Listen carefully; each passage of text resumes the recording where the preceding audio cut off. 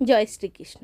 নমস্কার বন্ধুরা, আমি শ্রুতি পৌরাণিক উপাখ্যান চ্যানেলে আপনাদের সকলকে স্বাগত জানাই। আজ আমি মহর্ষি কৃষ্ণদ্বৈপায়ন ব্যাসকৃত মহাভারতের আদি পর্বের এক বিখ্যাত কাহিনী সর্পজন্ম সম্বন্ধে বর্ণনা করছি। যদি আপনাদের পছন্দ হয় তবে লাইক, শেয়ার, কমেন্টস আর সাবস্ক্রাইব করতে একদম ভুলবেন না। সর্পের জন্মবৃত্তান্ত। শ্রী শৌনক জিজ্ঞাসা করলেন, সুতনন্দন উগ্রশ্রবা, আপনি আমাকে আস্তিক ঋষির কথা বলুন, যিনি জন্মেঞ্জয়ের সর্পযজ্ঞে নাগরাজ তক্ষককে রক্ষা করেছিলেন।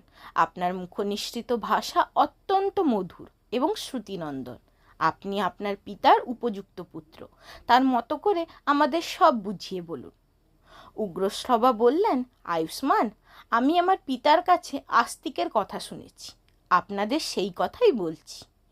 সত্যযুগে প্রজাপতি দক্ষের দুটি কন্যা ছিল, তাদের নাম কদ্রু এবং বিনতা। কশ্যপ ঋষির সঙ্গে তাদের বিবাহ হয়। কশ্যপ পত্নীদের উপর সন্তুষ্ট হয়ে বললেন, তোমরা যা চাও বলো। কদ্রু বললেন, আমার যেন 1000 তেজস্বী নাগপুত্র হয়। বিনতা বললেন, তেজস্বিতা, বল ও বিক্রমে কদ্রুর পুত্রদের চেয়েও শ্রেষ্ঠ আমার যেন 2টি পুত্র হয়। কশ্যপ বললেন, তাই হবে। দুজনেই খুব খুশি হলেন। গর্ভাবস্থায় সাবধানে থাকতে বলে কশ্যপ ঋষি বনে গমন করলেন। যথাসময় কদ্রু 1000 এবং বিনতা 2টি ডিম্বকোষ প্রসব করলেন। ধাত্রীরা সেগুলি উষ্ণ পাত্রে যত্ন করে রাখল। 500 বছর পূর্ণ হলে কদ্রুর 1000 পুত্র জন্ম নিল, কিন্তু বিনতার পুত্র ডিম্বকোষ থেকে বার হলো না। বিনতা অসহিষ্ণু হয়ে একটি ডিম হাত দিয়ে ভেঙে ফেললেন। সেই ডিমটিতে শিশুর অর্ধ শরীর পরিপুষ্ট হলেও নিচের অর্ধাংশ পুষ্ট হয়নি। নবজাত শিশু ক্রোধপরবশ হয়ে মাকে অভিশাপ দিল, মা, তুমি লোভবশত আমার অর্ধপুষ্ট শরীরকে ডিম থেকে বার করেছ, তাই তুমি 500 বছর ধরে তোমার সতীনের, যাকে তুমি হিংসা করো, তার দাসী হয়ে থাকবে। যদি তুমি আমার মতো অন্য ডিমটি ভেঙে ওই শিশুটির অঙ্গহীন বা বিকলাঙ্গ না করো, তাহলে সেই তোমাকে এই অভিশাপ থেকে মুক্ত করবে। তোমার যদি এমন আশা থাকে যে তোমার অন্য পুত্রটি বলশালী হোক, তাহলে তুমি ধৈর্য সহকারে 500 বছর প্রতীক্ষা করে থাকো। এই অভিশাপ দিয়ে সেই শিশু আকাশে চলে গেল এবং সূর্যের সারথি হলো। প্রাতঃকালের রক্তবর্ণ তারই ছটা, তার নাম হলো অরুণ। একদিন কদ্রু ও বিনতা 2 বোন একত্রে ভ্রমণে বেরিয়ে উচ্চৈঃশ্রবা নামে এক ঘোড়া দেখতে পেলেন। এই অশ্বরত্ন সমুদ্র মন্থনে উৎপন্ন হয়েছিল এবং সমস্ত অশ্বের মধ্যে শ্রেষ্ঠ, বলবান, বিজয়ী, সুন্দর, অজর, দিব্য এবং সর্বসুলক্ষণযুক্ত ছিল। তাকে দেখে 2 বোন নিজেদের মধ্যে আলোচনা করতে লাগলেন। এই উচ্চৈঃশ্রবা ঘোড়াকে দেখে কদ্রু বিনতাকে বললেন, বোন, তাড়াতাড়ি বলো তো এই ঘোড়া কী রঙের? বিনতা বললেন, বোন, এই অশ্বরাজ সাদা রঙের। তোমার কী রং বলে মনে হয়? কদ্রু বললেন, ঘোড়ার রং সাদাই, কিন্তু এর লেজটি কালো রঙের। এসো, এই নিয়ে আমরা বাজি ধরি। যদি তোমার কথা ঠিক হয় তাহলে আমি তোমার দাসী হয়ে থাকবো, আর আমার কথা ঠিক হলে তুমি আমার দাসী হয়ে হবে। এইভাবে 2 বোন নিজেদের মধ্যে বাজি ধরে আর একদিন ঘোড়া দেখবেন ঠিক করে বাড়ি ফিরে গেলেন। কদ্রু বিনতাকে বোকা বানাবার জন্য তার 1000 পুত্রকে নির্দেশ দিলেন তারা যেন তাড়াতাড়ি কালো চুলের মতো হয়ে উচ্চৈঃশ্রবার লেজের রং ঢেকে ফেলে, না হলে তাকে বিনতার দাসী হয়ে থাকতে হবে। যেসব সাপ তার নির্দেশ মেনে নিল না, তাদের তিনি অভিশাপ দিলেন, যাও, জন্মেঞ্জয় তার সর্পযজ্ঞে তোমাদের অগ্নিতে আহুতি দেবেন। দৈব সংযোগে এইরূপ অভিশাপ কদ্রু তার নিজ পুত্রদের দিয়েছিলেন।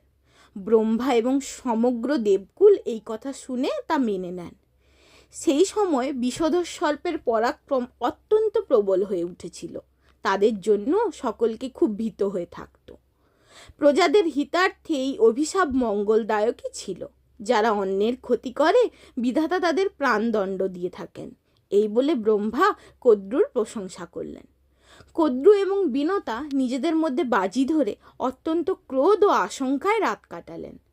পরদিন প্রাতে তারা দুজনে ঘোড়াটিকে দেখার জন্য রওনা হলেন। সর্পগুলি নিজেদের মধ্যে আলোচনা করে স্থির করল যে আমাদের মাতৃআজ্ঞা পালন করা উচিত। তার মনোবাসনা পূর্ণ না হলে তিনি স্নেহ ত্যাগ করে রাগে আমাদেরও পুড়িয়ে মারবেন। আর যদি প্রসন্ন হন তাহলে আমাদের শাপ মুক্ত করবেন। অতএব চলো আমরা কালো চুল হয়ে ঘোড়ার লেজটিকে ঢেকে ফেলি। এইরূপ স্থির করে তারা উচ্চশ্রবার লেজে আশ্রয় নিল, যার ফলে লেজটিকে কালো দেখতে লাগলো।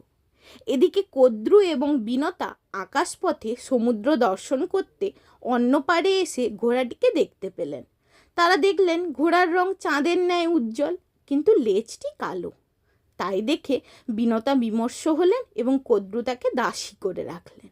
সময়কাল পূর্ণ হলে মহাতেজস্বী গরুড় তার মায়ের সাহায্য ছাড়াই ডিম্বকোষ ভেঙে বাইরে এলেন। তার প্রভায় 10 দিক আলোকিত হয়ে উঠল।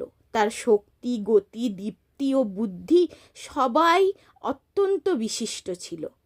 তার চোখ দুটি বিদ্যুতের মতো এবং শরীর অগ্নির ন্যায় তেজপূর্ণ। তিনি জন্মেই আকাশে উঠে গেলেন। তাকে তখন অগ্নির ন্যায় মনে হচ্ছিল। দেবতারা মনে করলেন স্বয়ং অগ্নিদেবই এই রূপে এসেছেন। তারা অগ্নিদেবের কাছে গিয়ে প্রণাম করে বললেন, প্রভু, আপনি আপনার শরীরকে আর বাড়াবেন না। আপনি কি আমাদের সব কিছু ভস্ম করতে চান? দেখুন, আপনার ওই মূর্তি আমাদের দিকেই অগ্রসর হয়ে আসছে। অগ্নিদেব বললেন, দেবগণ, এটি আমার মূর্তি নয়। উনি হলেন বিনতানন্দন পরম তেজস্বী পক্ষীরাজ গরুড়। ওকে দেখে আপনাদের এই ভ্রম হয়েছে। ইনি নাগেদের নাশকারী, দেবগণের হিতৈষী এবং অসুরদের শত্রু। আপনারা একে দেখে ভয় পাবেন না। আসুন, আমার সঙ্গে গিয়ে এর সঙ্গে মিলিত হন। অগ্নিদেবের সঙ্গে গিয়ে দেবতা ও ঋষিগণ গরুড়ের বন্দনা করলেন। এখানেই পর্ব শেষ হলো। অপেক্ষা করুন নেক্সট